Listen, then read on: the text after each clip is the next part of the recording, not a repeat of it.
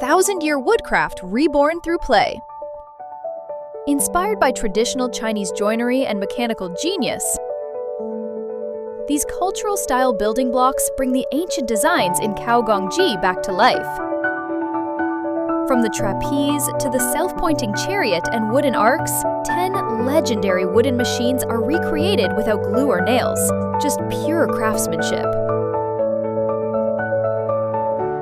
More than toys, they are living examples of ancient Chinese woodworking wisdom at your fingertips. Mengri, the 6th-generation inheritor of this craft, took inspiration from the south-pointing chariot and immersed herself in classical texts. Holding firm to the principle that one's direction, like a chariot's, remains steady through every turn.